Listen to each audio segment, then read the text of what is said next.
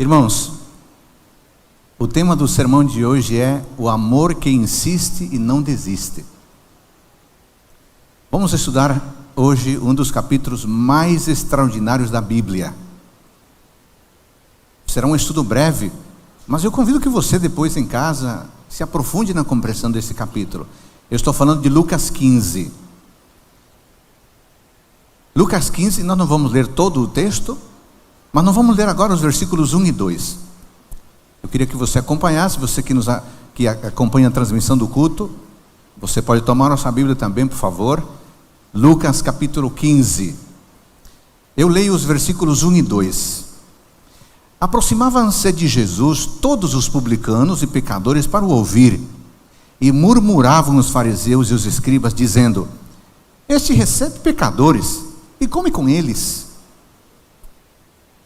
Havia algo que incomodava os fariseus, aqueles que eram contra o ministério de Cristo. Tudo bem você se aproximar de uma pessoa, de vez em quando, pensavam eles. Tudo bem você ter um sentimento de respeito por todas as pessoas, pensavam, tudo bem. Agora, você estabelecer amizade, você receber publicanos e pecadores, você fazer uma refeição com eles, você sentar-se à mesa para... aí já era demais. E eles questionavam essa atitude de Cristo. Talvez a pergunta que ficava no ar é: será que Jesus, o Messias prometido, deveria se aproximar dessas pessoas? Será que era correto ele, um judeu, se aproximar de gente que não tinha nenhum respeito pelo judaísmo, nenhum respeito por Deus, nenhum respeito pela palavra, nenhum respeito pelo Messias? Será que a religião, ou essas palavras de Cristo, o ministério de Cristo, não seria só para os amigos, para os mais chegados? Tinha ele que receber pecadores? Tinha ele que receber os proscritos, os rejeitados? Essa é a pergunta que pairava no ar. Então, Lucas 15, basicamente responde a essa pergunta. Por que Jesus andava com pecadores? Por que Jesus era amigo de pecadores? Por que Jesus tinha proximidade e um carinho tão grande com pessoas que, de modo geral, a sociedade não respeitava? Esse é o tema de Lucas capítulo 15. E para dar a sua resposta em forma de histórias, e Jesus Cristo era um mestre para contar histórias, ele conta 4 histórias. Então vamos passar rapidamente por essas 4 histórias. História número 1, Lucas capítulo 15, versículo 4, eu quero ler apenas o verso 4. Lucas 15, 4. Primeira história: qual dentre vós é o homem que, possuindo 100 ovelhas e perdendo uma delas, não deixa no deserto as 99 e vai em busca da que se perdeu até encontrá-la? Na história da ovelha perdida, Jesus destaca a alegria que existe em ajudar aqueles que estão perdidos. Para fazer isso, o pastor precisou deixar 99 sozinhas e ir atrás daquela que se havia perdido. Aqui nós temos uma lição fundamental. Se nós quisermos experimentar a alegria da salvação, precisamos ir atrás daqueles que se perderam. Nós ficamos muito felizes em termos amigos nos visitando hoje aqui no templo. É claro que ficamos felizes. Nós ficamos felizes com você que nos acompanha na transmissão do culto, ficamos felizes. Mas, irmãos, muita gente que precisa de salvação provavelmente não virá a um templo, provavelmente não se conectará na transmissão de um culto. E sabe o que temos que fazer então? Temos que ir atrás dessas pessoas. Nem sempre as pessoas que precisam de salvação estão dispostas a vir a um templo. Não significa que aqueles que vêm ao templo não têm menos valor ou mais valor, não. Significa que há muitas pessoas que precisam de salvação que não vêm ao templo. É dever nosso ir atrás dessas pessoas, buscar essas pessoas. O problema, sabe o que é, queridos irmãos? É que muitas vezes nós que já somos cristãos, gastamos pouco tempo, ou talvez nenhum tempo, pertencendo ao círculo de pessoas que não são cristãs. Ora, se nós gastamos a maior parte do nosso tempo em círculos de amizade de gente que já é cristã, a pergunta simples é: como aqueles que não são cristãos conhecerão o amor de Deus, se nós que já somos cristãos gastamos a maior parte do nosso tempo em círculos de cristãos? A parábola da ovelha perdida nos ensina: se nós quisermos experimentar a alegria da salvação de alguém, precisamos ir atrás desse alguém. Eu não sei se você há quanto tempo experimenta a alegria de trazer alguém aos pés de Jesus Cristo.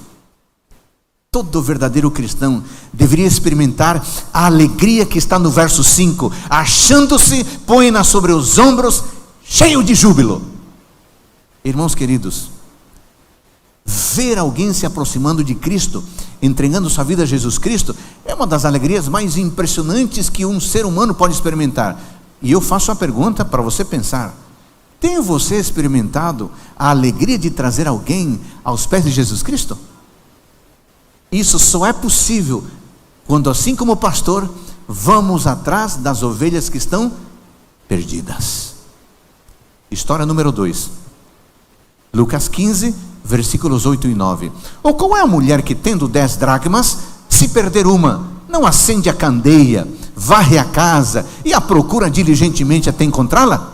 E tendo-a achado, reúne as amigas e vizinhas, dizendo: alegrai-vos comigo, porque achei a dracma que eu tinha perdido. A história número 2 nos fala de uma moeda perdida. Enquanto que a ovelha estava distante, perdida, a dracma estava próxima, perdida. E aqui nós temos um ensino fundamental. A vida do perdido não se avalia pela geografia onde ela está. A vida do perdido não se avalia de quão longe está da igreja.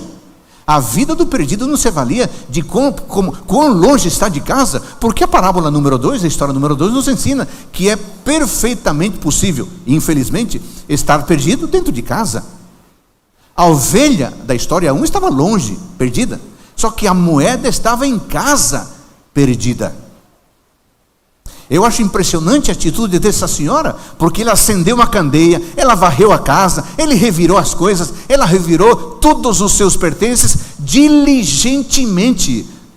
Ela não procurou de qualquer jeito. A palavra diligência significa fazer algo com profundo esforço. Sabe o que eu estava pensando hoje? Às vezes, nós desistimos cedo demais daqueles que estão perdidos em nossa própria família. Às vezes nós somos capazes de atravessar os mares para falar do amor de Deus a alguém, mas negligenciamos os que estão perdidos em nossa geografia familiar. Devemos ser como essa mulher de história.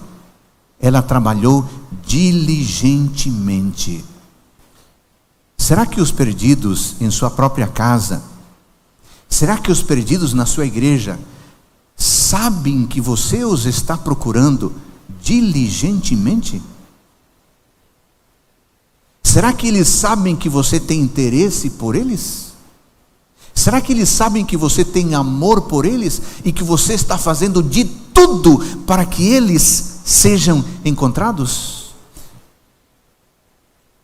Eu estou vendo aqui muitas mães, e talvez o pessoal que nos acompanha em casa tenha algum pai, mãe, avô, avó, que tem algum familiar que está perdido. Irmãos queridos, não desistamos de gente que se perdeu e que é do nosso lar. A nossa primeira tarefa como cristãos é ajudar com que os perdidos de casa encontrem a salvação. Você tem um colega com o qual convive lá no trabalho durante anos, e você sabe que esse colega está perdido? Trabalhe com ele. Você tem um vizinho lá no seu bairro, que você sabe que não se interessa por Deus, e que está perdido? Trabalhe por essa pessoa. Está tudo bem cruzar os mares para pregar a salvação para alguém em outro continente, mas seria muito melhor que nós dessemos atenção àqueles que convivem e que pertencem à nossa esfera de vida. Não desista de quem está perto de casa. Não desista. Você que é mãe, se o menino está longe de Deus, não desista dele. Você que é pai, sua filha está longe de Deus, não desista dela. Você tem um avô que você ama, mas está longe de Deus, não desista dele. Você tem um amigo de infância que trouxe você para Deus e ele depois se distanciou e você fica triste com isso, não desista não. Faça como a senhora. Busque diligentemente até encontrar. Deus vai recompensar você por buscar alguém que se perdeu dentro de casa. História número 3. Versículos 20 em diante. E levantando-se foi para seu pai. Vinha ele ainda longe, quando seu pai o avistou, e compassivo dele, correndo, o abraçou e beijou. E o filho lhe disse: Pai, pequei contra o céu, diante de ti, já não sou digno de ser chamado teu filho. O pai, porém, disse aos seus servos: Trazei depressa a melhor roupa, vestiu, ponde-lhe um anel no dedo e sandálias nos pés. Trazei também e matai o novilho cevado, comamos e regozijemo-nos, porque este meu filho estava morto e reviveu, estava perdido e foi achado. E começaram a regozijar-se. Esta é uma das histórias mais preferidas para mim de toda a Bíblia. Talvez seja uma das histórias mais tocantes da palavra de Deus. Observe, o filho sai de casa e o filho volta para casa. Basicamente é isso a história. É um filho que sai e um filho que volta. O filho sai, sabe por quê? Porque ele é livre. Ele é livre de sair.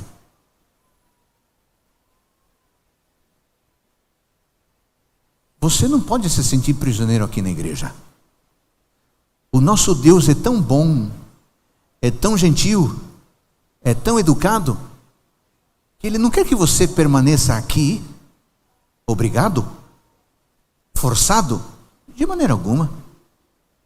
Esse garoto, esse jovem da parábola, queria banquetear-se na liberdade. Ele queria romper as cadeias das restrições. Ele não aguentava mais ficar em casa. Ele achava que a sua liberdade era indevidamente limitada por um pai que somente estava preocupado com seus próprios interesses egoístas. Em seu ímpeto, este garoto não reconhece nenhuma obrigação para com o pai, contudo, exige todos os privilégios para participar da herança. Mas, irmãos queridos, o pai não o impede de sair. Você observa na história? Em nenhum momento o pai exige que ele fique. Simplesmente, ao oferecer a sua parte da herança, o pai lhe diz: está bem, filho, se você não quer ficar, eu não posso obrigar você a ficar. Irmãos, este pai não é um ser humano qualquer. Este pai é Deus. Liberdade, algo tão importante, mas algo tão doído. O filho saiu de casa porque era livre. Deus nos ama e o amor de Deus nunca nos escraviza. O filho saiu de casa porque ele se cansou da rotina do lar. Ele estava aborrecido com o mundo tranquilo da fazenda. O pai era um rico fazendeiro, tinha terras e mais terras e tinha trabalhadores. Pois o menino se aborreceu com tudo isso. Ele achava que aquela vida era monótona demais. Aquela vida de agricultor, aquela vida de granja, era uma prisão para esse garoto. Ele achava que aquilo era sem graça. Ele estava cansado da terra. Ele estava cansado de tudo que ele observava. Ele quis colocar um basta nisso. Sabe o que mais me dói no coração com esse menino? Ele estava cansado das coisas boas do lar. Eu fico imaginando que a mãe dele preparava os mais apetitosos pratos que podia fazer, pois ele se cansou. Chegou um momento que a deliciosa comida da mãe era para ele um fardo. Ele comia aquele prato pensando em outros banquetes, aquilo que era gostoso, que a mãe fazia com carinho, perdeu a graça. A boa música que ele ouviu em casa e que sempre achou bonita, começou a parecer esquisita. O carinho do pai, o afeto da mãe, pareceu meloso demais, e ele diz: eu quero ir embora. Sabe que há muitas pessoas que estão constantemente procurando novas aventuras. A impressão que dá é que aquilo que tem nunca é suficiente. Aquilo bom que recebem nunca é suficiente. Querem experimentar mais, querem mais desafios, querem mais lugares. É o direito, porque nós somos livres. A liberdade é uma coisa muito boa, mas pode ser algo muito sofrido também. Eu queria falar ao coração dos jovens. Eu vejo aqui vários jovens, e na transmissão deve ter muitos jovens também. Queridos jovens, sabe que eu fico triste em notar que há muitos jovens cansados da boa igreja. Eu vejo muitos jovens cansados da regularidade de um bom lar. Há muitos jovens cansados da vida pacata de uma família. Há muitos jovens cansados da atividade monótona da igreja grande ou pequena. Eles querem mudar as coisas, eles querem modernizar as coisas, eles querem atualizar as coisas, as cerimônias. Alguns jovens querem tirar férias da igreja, estão cansados de orar, estão cansados de meditar, estão cansados de ouvir os mesmos hinos, estão cansados de ler a Bíblia, estão cansados de seus bons pais, estão cansados dos bons sermões, estão cansados da boa igreja. Aquilo que na infância era gostoso, agora ficou chato demais. E nós que já vivemos um pouco mais de 50, queremos dizer aos queridos jovens: cuidado, não troque o certo pelo duvidoso. Não troque o certo pelo duvidoso. Esse garoto da história saiu de casa porque se cansou das boas coisas do lar. Mas ele também saiu porque queria conhecer o desconhecido. O caçula pegou o dinheiro na mão, era muito dinheiro porque o pai era rico, e numa alegria louca, ele se pôs a galopar no mais lindo corcel em direção de uma terra distante, e ele pensou: quanto mais longe, melhor. Quanto mais longe, melhor. Chega do meu pai, chega da minha mãe, quanto mais longe, ninguém para me controlar. É isso que eu quero a minha liberdade, decidir as minhas coisas, não importa as consequências. Quanto mais longe de casa, melhor. O pai ficou chorando, mas não proibiu. Não é impressionante? Lembre-se que esta história é contada no cenário da cultura oriental. Na cultura oriental, o pai tinha muita autoridade com o filho. Nem de longe se assemelha à autoridade que nossos pais ocidentais temos com os nossos filhos. No mundo oriental, pai e mãe são figuras de extremo respeito. Pois é, essa figura de extremo respeito diz: você quer ir embora, filho? Eu quero ir embora. Que triste, filho. Eu vou te acompanhar. Que Deus cuide de você. Já pensou o sofrimento do pai? Liberdade é algo muito bom, mas pode ser algo muito sofrido também. O filho saiu de casa porque queria conhecer o desconhecido. Sabe o que aconteceu?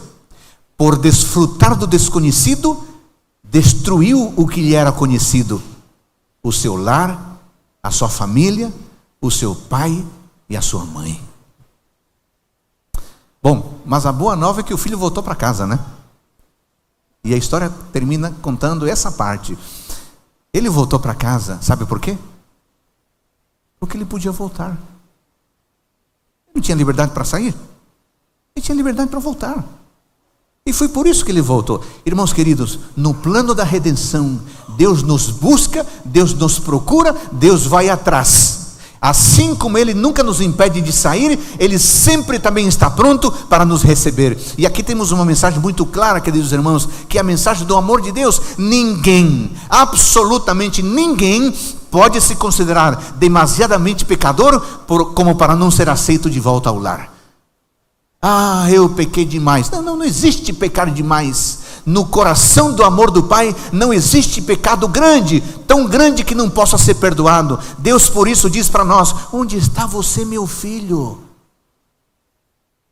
Está na hora de você voltar. Eu amo você, apesar do que você está fazendo. Não importa como você está vivendo. Eu queria que você voltasse para casa. O filho voltou, porque ele podia voltar.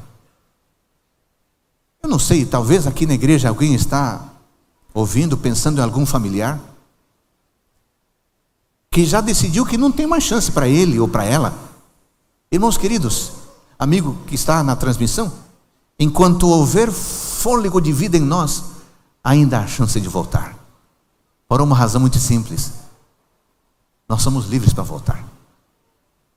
Mas o filho também voltou porque ele sentiu saudade em seu coração. Sabe o que eu acho? Que a saudade é um instrumento do Espírito Santo que nos faz lembrar das coisas boas que nós tínhamos na igreja. Eu já ouvi tantas histórias de homens adultos, crescidos, mulheres crescidas, que estão longe de Deus, longe da igreja, longe de tudo, e de repente, por alguma dessas situações que Deus coloca na vida, essa pessoa num domingo à noite, numa quarta à noite, num sábado de manhã, de tarde, passa em frente de uma igreja, ouve aquele hino que ouvia quando tinha 5 anos, e o Espírito Santo começa a trabalhar, e vem a saudade tremenda no coração dessa pessoa, e essa pessoa diz: o que eu estou fazendo? Longe do Pai. A saudade é um recurso do Espírito Santo para nos mostrar como é bom voltar para casa. Sob o sol escaldante do meio-dia, castigado pelo sofrimento da fome, quase inconsciente de tanto sol, o filho começa a imaginar o almoço da casa do pai. E aqui eu imagino esse almoço daquelas terras: churrasco de carneiro, arroz à grega, tâmaras importadas, suco de uva fresco. Que delícia! Porém, que tragédia! Até os empregados comiam o banquete, mas ele tinha que disputar comida com porcos. Muitas vezes apreciamos as coisas que temos somente depois que as perdemos.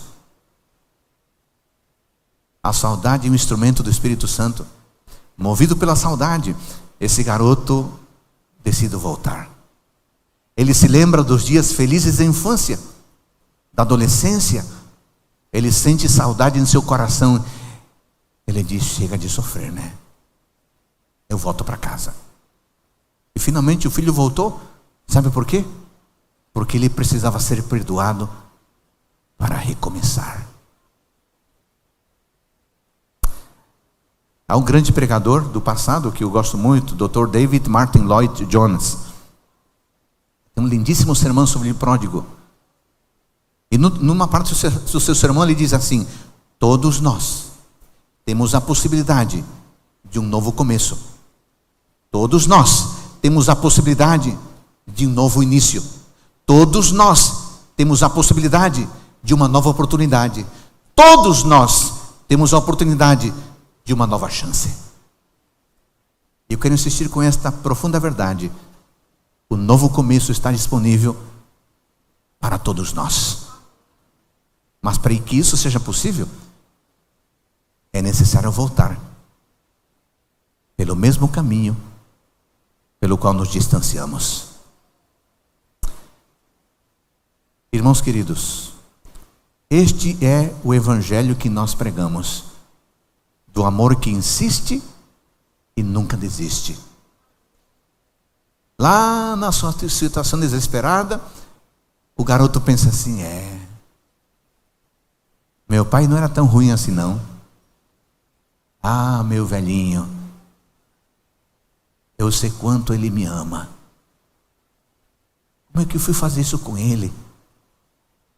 Ele ficou chorando que eu não saí, e eu fui tão insensível que eu nem me importei com as lágrimas dele. Ah, minha querida mamãe, quanta comida gostosa, a minha cama sempre arrumada, o meu quarto sempre quentinho e aconchegante. Sabe de uma coisa? O meu irmão não era tão chato assim. Ele é um bom irmão. É meu único irmão. Eu preciso voltar para casa. E ele voltou. Ele voltou.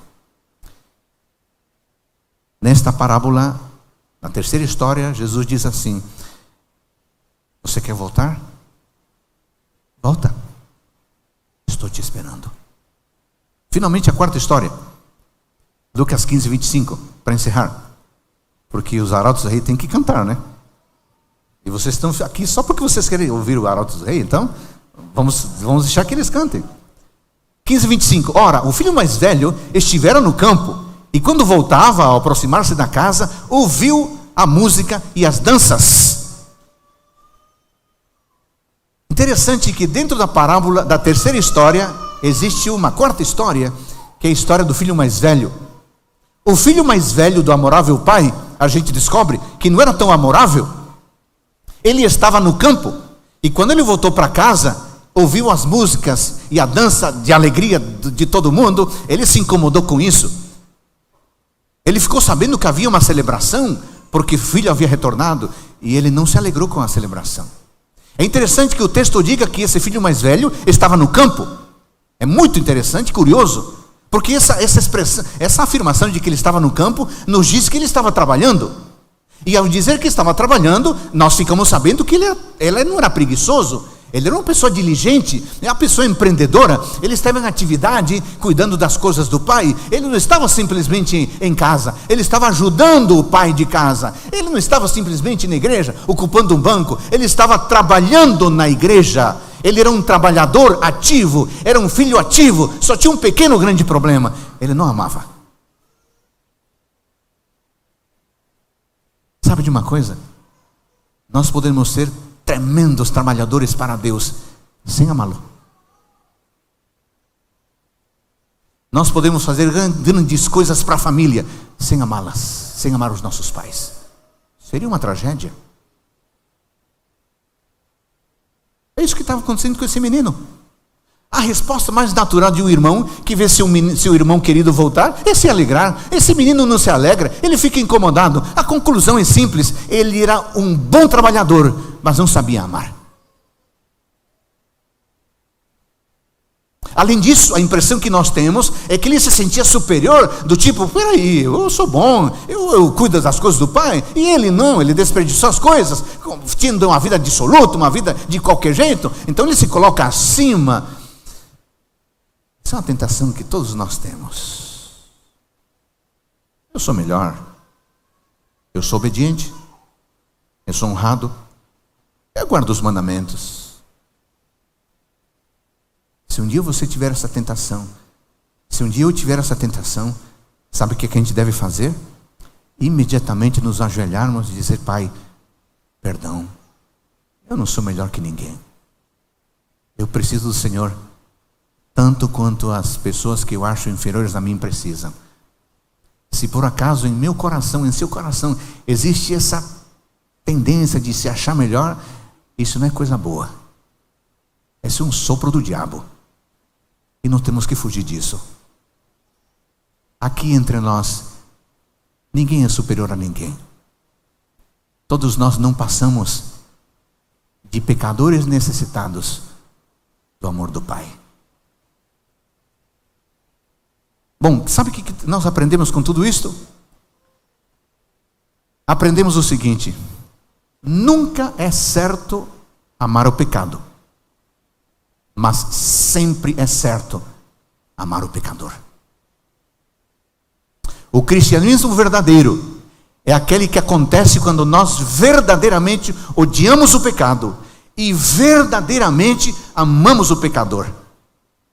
E a pergunta é: o que você tem feito o que eu tenho feito para demonstrar o amor pelo pecador?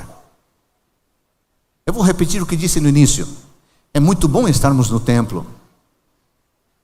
É muito bom acompanharmos a transmissão pela internet. Claro que é bom. É bom ouvir a palavra de Deus. Mas é melhor quando depois de ouvir, acende-se a chama do amor de Deus em nosso coração e nós nos decidimos ir atrás de alguém que precisa de Deus. Eu queria deixar esse desafio com você. Que você pense em alguém para trazer esse alguém aos braços do Pai. Não podemos ser como o filho mais velho, que era um tremendo de um trabalhador, mas não sabia amar. Eu vou dar umas dicas bem simples para todos nós. Primeiro, encontre alguém que esteja longe de Deus e faça da sua missão trazer essa pessoa perto dele. Pode ser? Você pode se comprometer com isso? Encontrar alguém que esteja longe de Deus e trazê-lo para perto do Pai? Você pode levantar a sua mão? Ótimo. Segundo ponto. Em algum momento durante a semana, deixe o seu seguro e costumeiro habitat e vá em busca de alguém que está perdido no lugar perdido. Venha para o culto sempre, mas saia daqui decidido a ser um mensageiro de salvação. E finalmente, ore a Deus e diga: Senhor, eu reconheço que eu não tenho amado as pessoas como deveria, mas eu queria que o Senhor me desse um coração que ame o perdido, de tal forma que eu saia atrás de quem está sem Deus. Eu queria desafiar você a que você faça isso. Os Arautos do Rei vão cantar agora. Eles vão cantar justamente disso, das pessoas que precisam, mas estão longe, das pessoas que precisam ser transformadas, mas estão distante de Deus. Escute com atenção agora e pense em alguém para quem você pode ser um instrumento de salvação. Amém.